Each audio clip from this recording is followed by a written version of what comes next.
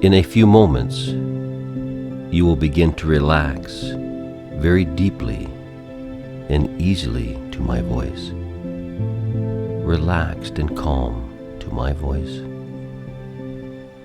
But first, I would like you to take a deep breath and hold it for a few moments, and then release and feel your body drop gently into calmness, a heaviness now with each breath that you take. Now, each time said, you will relax twice as much as before, twice as much. And take a second deep breath and hold it for a moment. And then release it and feel your body drop gently into calmness, a heavy, warm feeling now with each breath that you take now.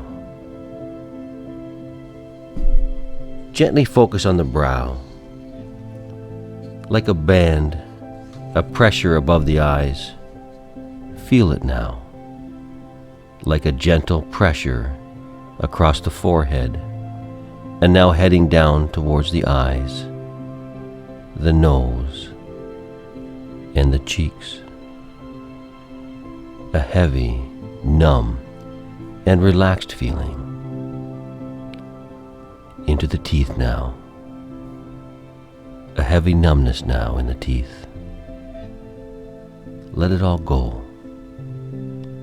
All the movement ends now in stillness. Feel it. Stillness leading to freedom. Freedom. How little we give ourselves freedom each day.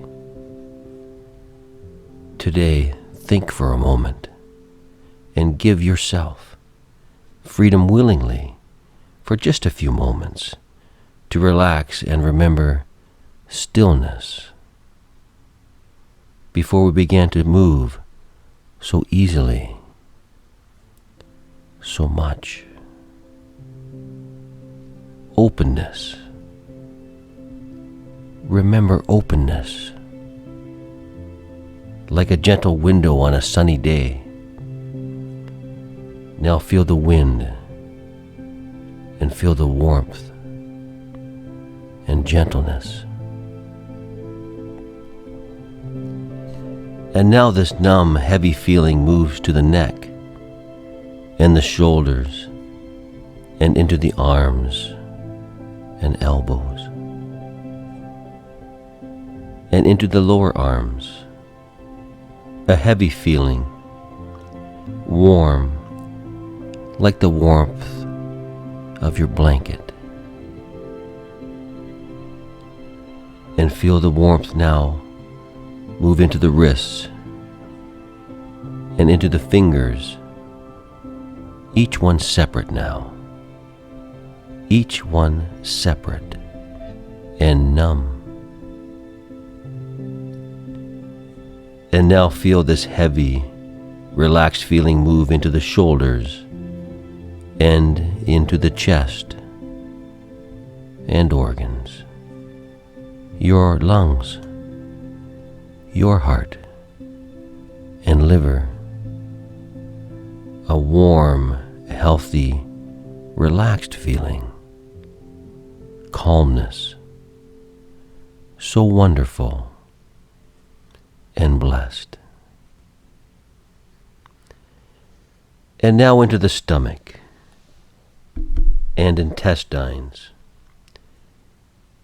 and into the loins, and then into the thighs. A warmth, a numbness. More than before now, twice as much as a moment ago. Feel it now. And into the knees, and into the lower legs and calves, and into the ankles, and finally into every single toe. Each toe, each one single now, each one totally relaxed and calm. Our energy one now, still, ready, all calm now, ready to listen, completely open and relaxed.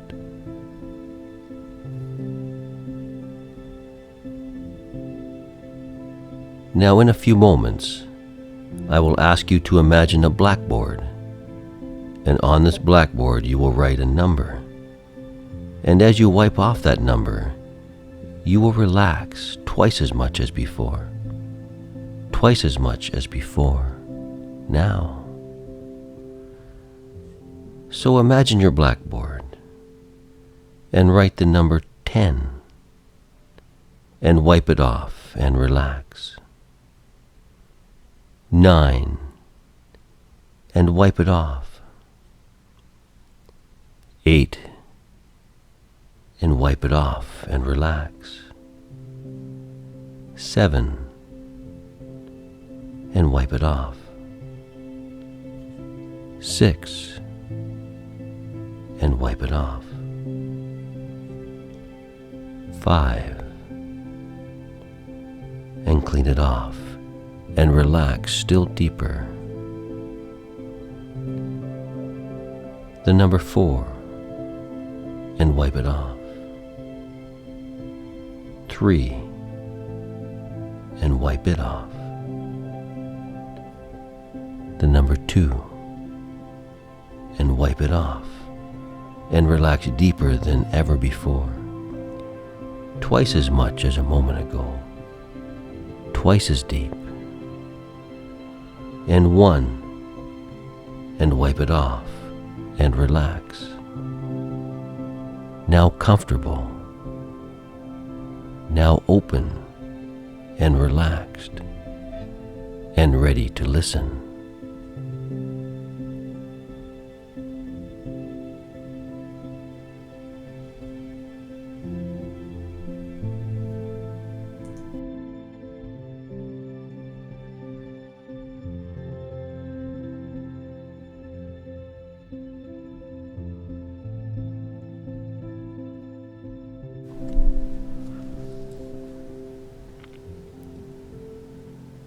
It is just at a time like this, when we are quiet, when we are calm and peaceful, that it is good to look at the knots that form in our thinking, our consciousness.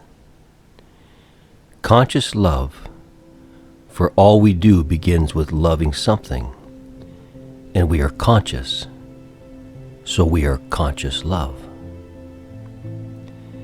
But before that, I want you to look up into your mind's eye, up towards the brow, and imagine your consciousness as a long, supple, golden cord of light. Imagine it now in your mind's eye and see how soft and beautiful you are. See the sensitivity and the original flexibility that was yours from the very beginning. From the very beginning it was yours. Impossible to remove. It is exactly this reason, this sensitivity, this powerful openness, that knots begin to form so many years ago, natural in experience. Natural. See them now, these knots caused by life's events, our fears, our anxieties, how we have changed because of them, from open to a little more closed each time. A little more cautious until one day the door is closed. Our sensitivity in hiding now, peeking out only to our closest friends now, and even then not entirely sure. See this beautiful, sensitive one. Now see the knots, some loose and not yet formed, some tight from time and repeated experience, some so tight, our energy is restricted and weak, so simple to solve, so simple really. Now imagine in your mind's eye gently working with just such a knot. See it loosen just a little today, just a little each time, gently, for we are sensitive and cautious. See our actions of patience and love, for we cannot repair using the same methods that caused us damage in the first place. No control, no anger, no force, no, not too harsh, not too quick. For when we force our energy to move at our speed, it is a form of control. For this reason, it is wise to walk at the speed of the one we are walking with. His speed, her speed, together in cooperation. For all love begins as an act of cooperation first. Love begins as cooperation. And now imagine the knot releasing and our consciousness returning to the state before the knot formed. Our original self when love was not restricted. Our original self when love was open and trusting. Consumption is just such a knot in our consciousness. For many of us, the act of consumption never ends, has never ended, controls our lives, holds us to its schedule. The knot of consumption can restrict our natural love, can direct it to love some things more and to love some things less. It changes us from the original self to something different. I asked my teacher once, an enlightened Buddha, "Teacher, why do you eat only once a day when I was trained to eat 3 times a day, and I am still hungry?" He laughed and sat me down next to him. "Excellent question, my son. Excellent question. Let me tell you something special. Let me tell you something very special. Consumption is for survival, but to grow your life, you must set down the hunting mind and become a gardener and caretaker of all you come into contact with in your life. To do this, we must set the consumptive or hunting mind aside early each day. A Buddha's secret, I am telling you. You see, consumption is a journey, and like all journeys, consumption changes the way we look at things.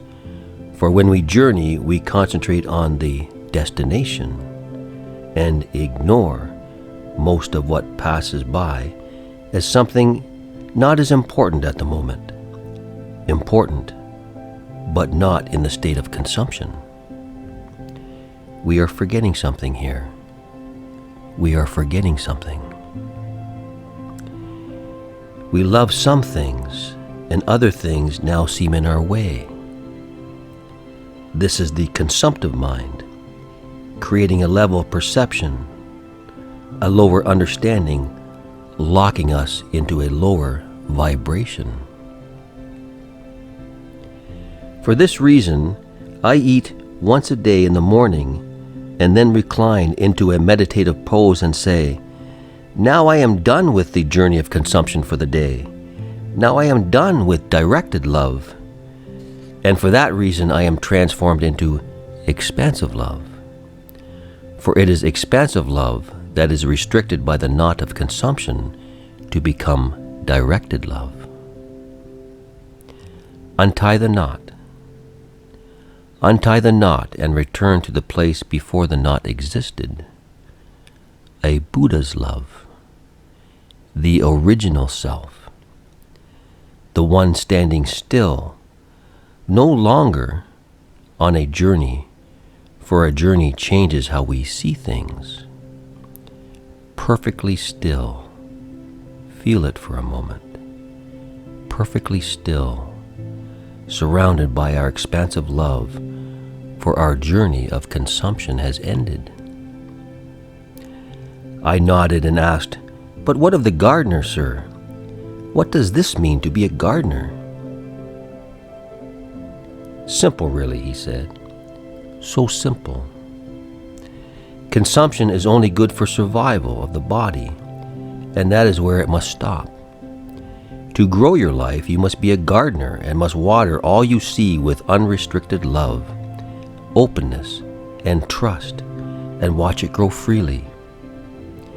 But this cannot take place until consumption has ended, until the journey has ended and stillness has arrived. Consumption is good for survival, but to grow your life in a healthy way, you must become a gardener of all you see, a lover, a helper, a teacher. And in this way your life will grow from repeated acts of love and not from repeated acts of consumption.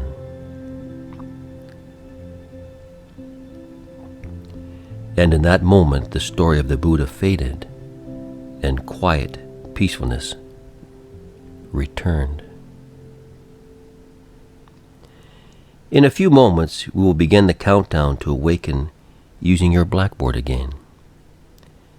Take a deep breath and relax, and feel the love surrounding you.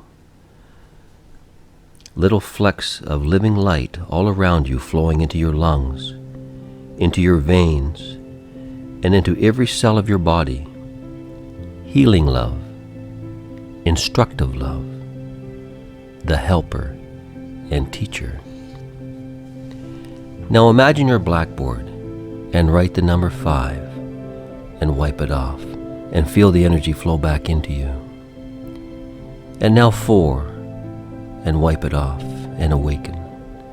And now 3 and wipe it off and awaken. And now 2 and wipe it off and awaken still more.